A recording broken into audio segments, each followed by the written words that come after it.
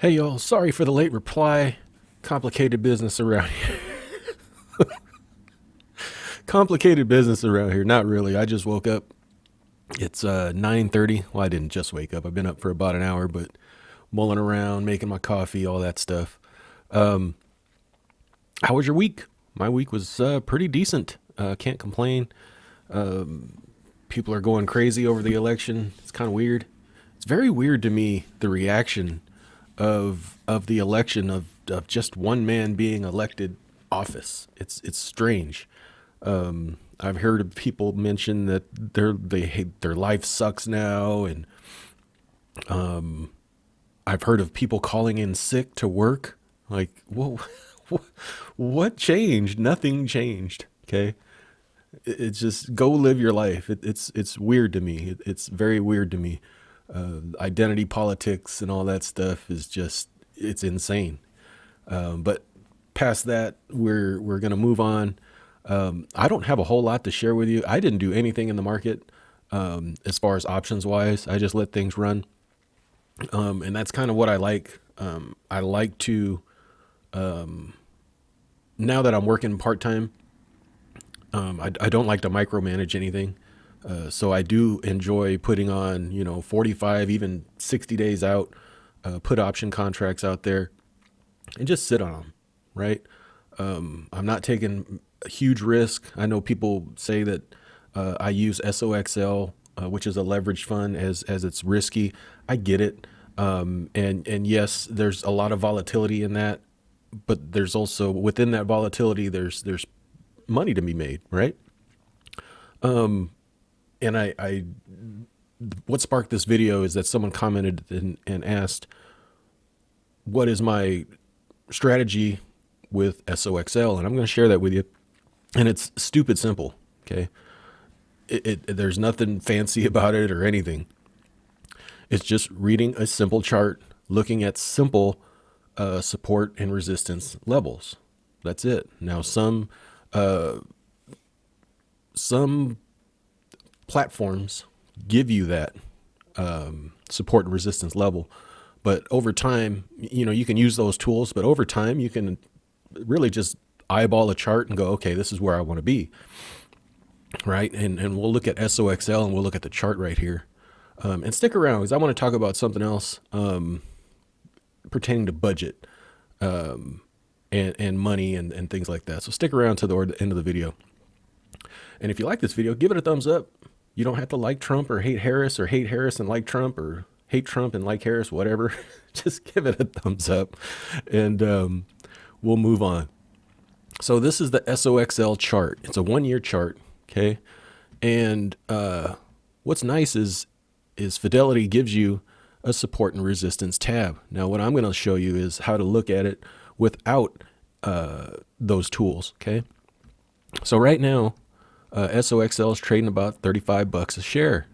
Okay. Now, where would I want to be personally at if I'm going to be selling cash secured puts? Well, at the moment, right now, if we look at right here, right around that $30 mark where these candlesticks were, or whatever you call these bars, were trading sideways right there, that's known as support.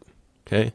When it doesn't, when it builds this little section here and stabilizes. Okay. So now what you want to do is look beyond that and go back and see if there's any additional areas of support within that. And we have it right here back in April. We have it back here back in January. Okay. So about $30. Now I like to be a lot more safer than that because I do sell further out and I don't like to micromanage anything. So the next step is to look at where the next level of support is if this was not, if this was breached. Okay. And then I'll look down, we go down here. Oh, look at there. $26. And we go across. Where's that level of support? Oh, we got it way back here in January as well. And then you can go even further and be even more safer and look at this level here, this low of 22, 23, and that's supported around there as well.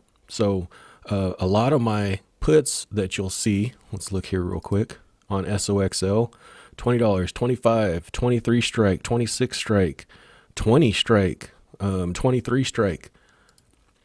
So you'll see I'm either at this level or below.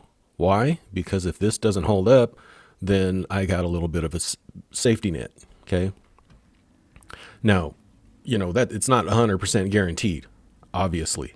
This thing can drop, as much as it wants to drop, on news or whatever. But that's essentially it. It's that simple. And I usually go out 45 days, sometimes 60 days, well, anywhere between 30 and 60 days, and I'll sell a put, between $20 and $26 strike. And Bob's your uncle. I let it expire. Now, Fidelity does have tools, and that'll probably support what I'm saying here. Let's see. Let's look at support and resistance. Let's go to 250 days. And, it has support at 33. Yeah, that's about right, because it has this support levels right here. But that's a little too close for comfort in my book. If we go to... Now, if you want to use that, you could go 33 and sell, like I was saying, that 30 strike. That's probably okay. I actually looked at that on Friday, and I didn't end up doing anything because it just wasn't worthy. Then you go long-term to 500 days, and there you go. It shows that, what is that, 23, 22, 23, right where I was talking about. So eventually you can, you don't need these bars for you. You could just look at it, and resistance works the same way if you're selling covered calls. Like right now, I like to use actually the moving average if I'm selling covered calls, and that's that blue line. So it'll hit resistance. A lot of times it'll stop right there and just kind of vanquish out. But we can look at it. Let's use another one I like to use every once in a while is TNA. That's the small cap 3X. Let's look at the chart. That thing had a nice run. Small caps have been on a tear. So this chart, I'm going to actually ignore that right now. But let's turn this off. Let's imagine that didn't happen. Where would I want to be? Probably around this area right here. Yeah, about 35 right here, 33 to 35, somewhere in there. What did I have? I know I have one on. I do. Look, it's at 35. So if we were to look at events, let's see, apply, what is that at? It's at 36, so pretty close, okay? So you don't need the bars, you just need to look at trends, right? Where is the chart consolidating at? And that'll give you, look, there's a big consolidation right there, big support right here, and that's where they're getting that $36 support level. So that's what I do. Hope that helps to the person that was asking. Nothing too complicated. I don't look at IV rank. I don't look at MACD or Fibonacci's or none of that. Simple chart looking, and that's it. Okay. Let's see what else we got. What did I do in the market? Nothing. I think I dripped 4 shares of TLTW. I think that's about it. I might have, I think I did that last week though. I think I evened out my numbers there. So I'll have to probably this week go in and buy 6 shares of TLTW to make that 430. I don't know if that's OCD or what, but I don't like when I see like 424 or 312 or something like that. I don't like it. Lastly, I want to talk to everybody about budgets. There's a couple reasons why I was insulated from this massive inflation that we've had the past 4 years. Number one, I have a great landlord. I'm still a renter. And they didn't raise, I think they raised the rent once in the past 4 years. It might have been before the 4 years, but no, it's been within the 4 years, I do believe. No, it hasn't. But anyhow, we go to my budget here. So what I want to talk about is managing your money. I sit here in one of the most expensive states in America, okay, California. A lot of people say, get out of California and all that. Well, it really depends, right? It's all about perspective and who you are as an individual, as a family or whatever. Like, we don't live in the most expensive area of California. We live in one of the cheapest areas of California. And